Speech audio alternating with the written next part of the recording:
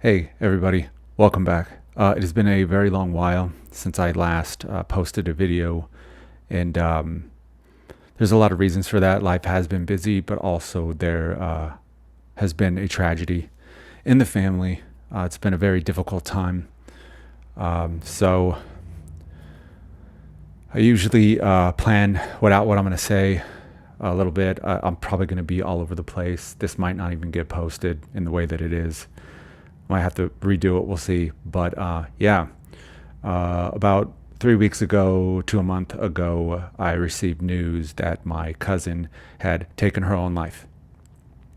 And the family, as you can imagine, has been pretty devastated by this information. I've been pretty devastated by this information. And yeah, so I wanted to make a video talking about dealing with tragedy in sobriety. So here we go. This is not the first time a cousin has taken their life.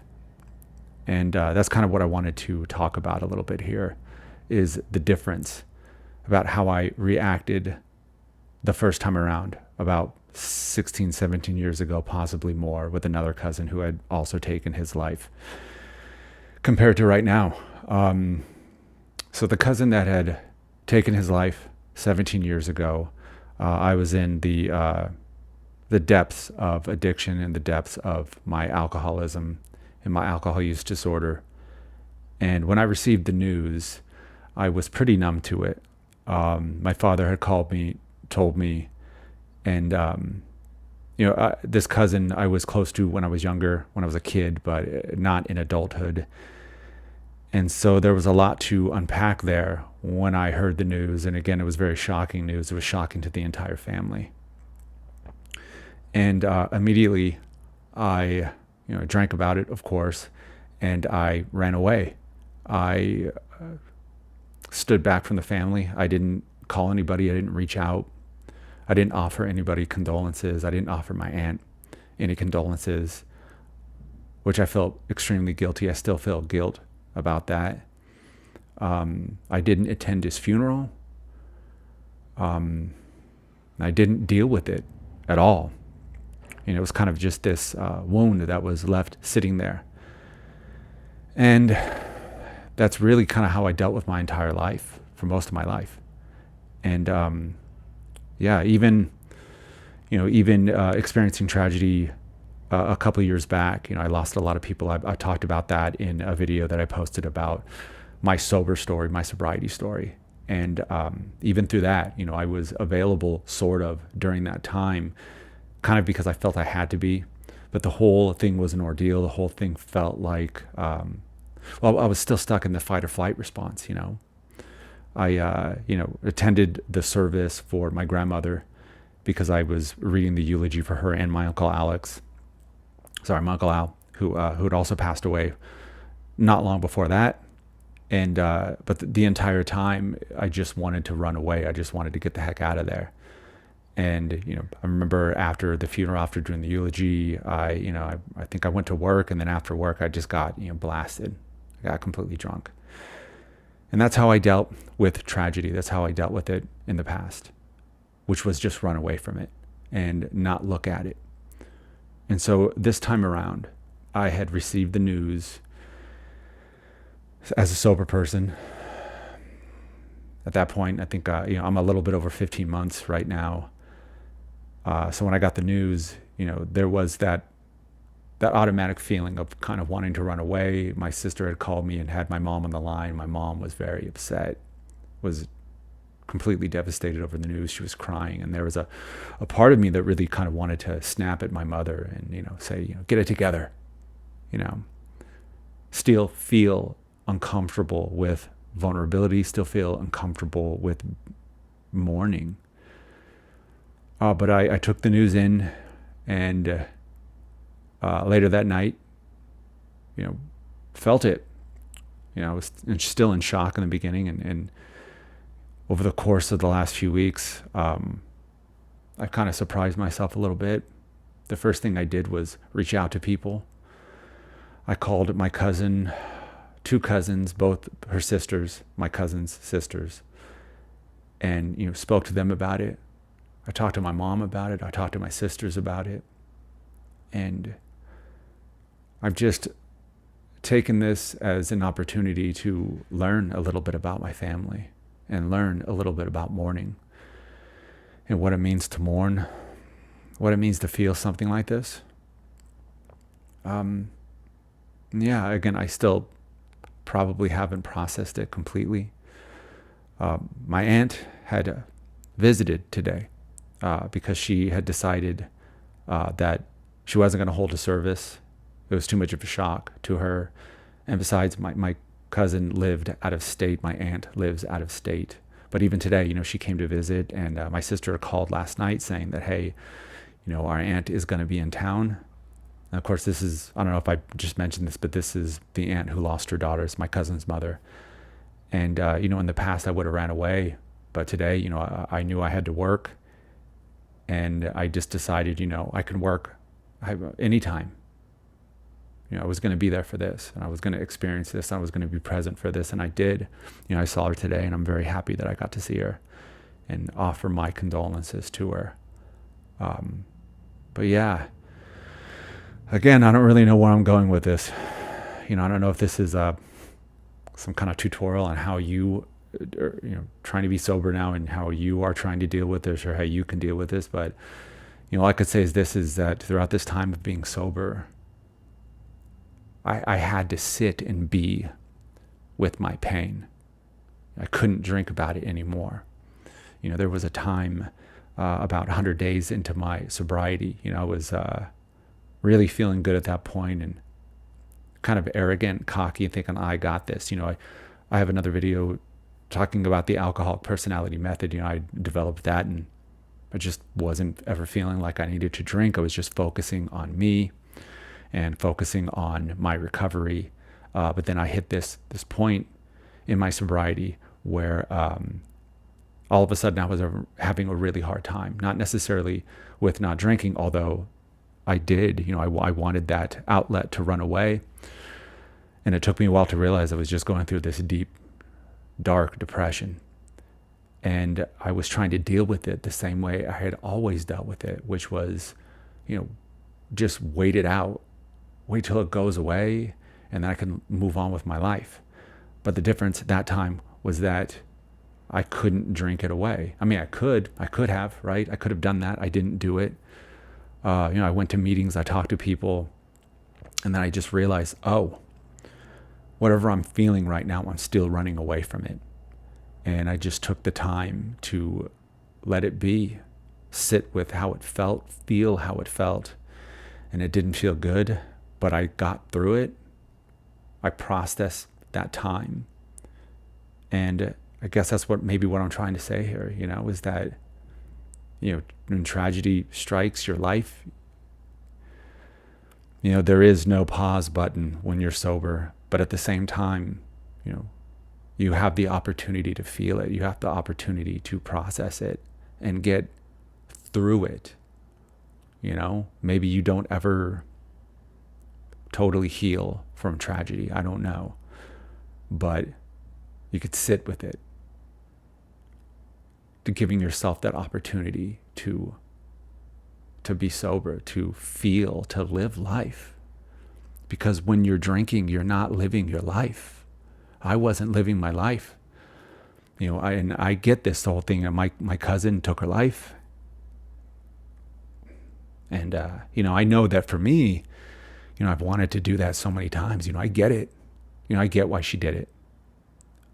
I'm still a little upset that she did it. She left behind 4 kids. The devastation on the family is immeasurable. You can't, it's hard for me to explain.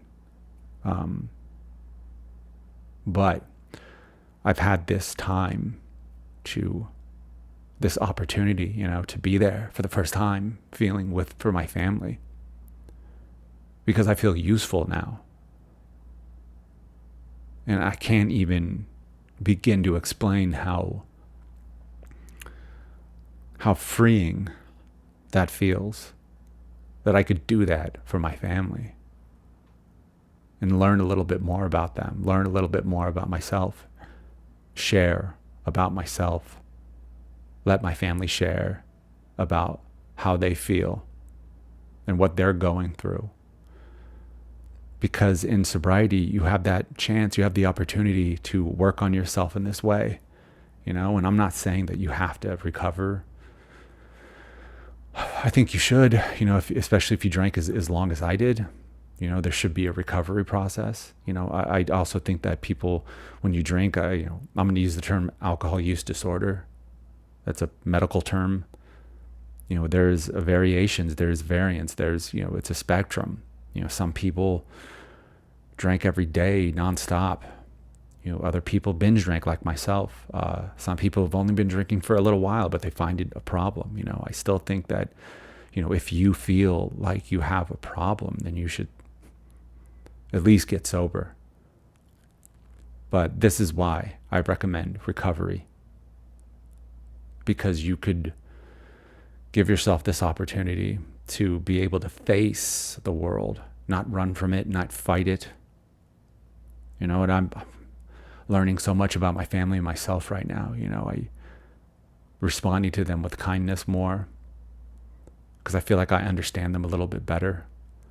And I even look back with my cousin who had killed himself years ago. I didn't want to go see the family. I didn't want to see them because I didn't want to see my own pain reflected back at myself. I couldn't stand to see myself in my family, you know what I mean? Because we're all of us, the whole human race, we're all related. But your family, those people are a lot like you, right? You share ancestry, you share a history together. You have so many traumas and happiness, so many things that are passed down from generation to generation. And I ran from that my whole life. And even, again, I'm so sorry, I'm probably just babbling on here. I'm probably being a help to nobody at all, but I don't know. But, here's an example of learning a little bit about myself. I've noticed, talking to my family a lot, how we have, all of us, myself included, we all have this, kind of ability to sometimes bend over backwards to be offended. And my family holds a lot of resentments towards each other. I've held a ton of resentments towards my family. Another reason why I ran from them, I was just petrified of them because there was always this fight or flight response. Somebody said something that I found that could be offensive and I took offense to it, and I either get the heck out of there or I'd attack them. And I've seen that lately. And I get it. Because I get that, I can, at least attempt to respond with kindness. Because that's me, And so, yeah. And finally, I guess, I don't know. I don't know. Sorry, this is kind of a quick video. I don't know if I have too much more to say, but again, I'll just say that if you give yourself the chance to recover, or at least be sober, you can get through things. You can face tragedy or hardship in your life. It's not easy, of course, nothing's easy, but at the same time too, for me, I felt more up for the challenge of life. Life as of late, and I've been working so much and there's been so much going on in my life, and I just feel like it's a challenge I'm up for, and life doesn't feel as much as a grind that it used to feel like, where I was just like living my life. I worked because I had to work just so I could booze it as soon as possible. That's how I lived my life. I was miserable all the time. If I had a day off coming up, I'm like, oh, I can't wait so I could just get wasted, get loaded, completely destroyed. And then just do it all over and over and over again, just unending. And finally, I'm going to wrap it up. I guess I should have already. But why I suggest recovery, or should I say, no, I guess I've already suggested recovery. But it's saying this, if, when people think of recovery, they think of the 12 steps, they think of AA, they think of NA, CMA, whatever, it doesn't have to be that.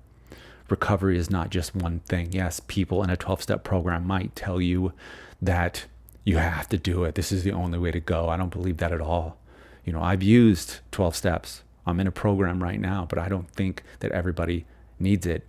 They say with AA and NA and all those programs that maybe like it helps maybe 8% of the people.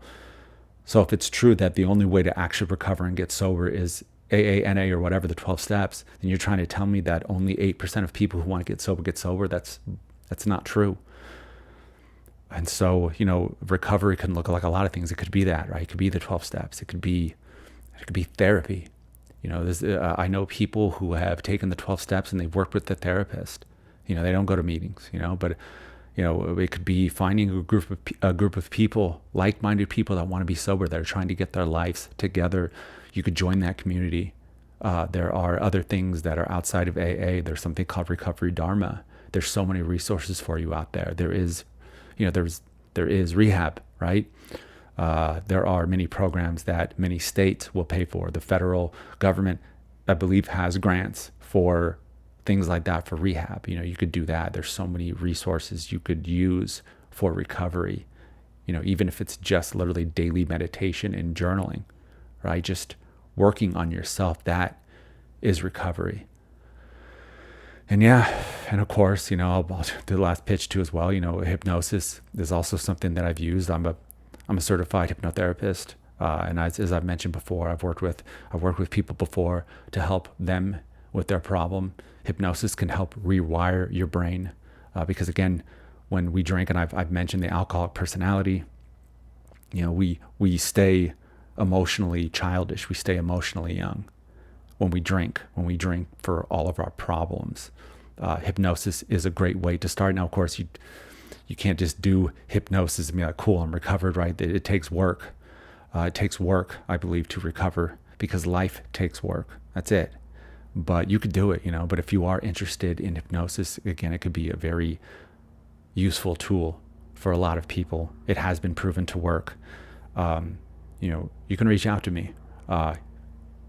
Whether or not you're interested, actually, you could just reach out to me. If you need somebody to talk to, that's fine. I usually reply to my emails within 24 hours. But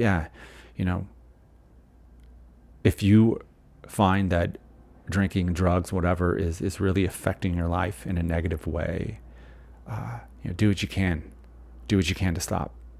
And there's so much stuff out there that you can utilize. And then that, again, you could just live life on life's terms, and it could be a better life. I can tell you that much. If you're in pain right now and you're drinking yourself to death, man, there is a better way. So again, and I'll leave a link to my video on the alcoholic personality method. It's free. You can use it, and it's a great tool that helped me completely get rid of all cravings in early sobriety, when I needed it the most, when most people need it a lot. So I don't know. Again, I don't even know. I have to check this video out. I don't even know if it makes any sense. I have no idea. But so dealing with tragedy in sobriety. Okay, so till next time, guys.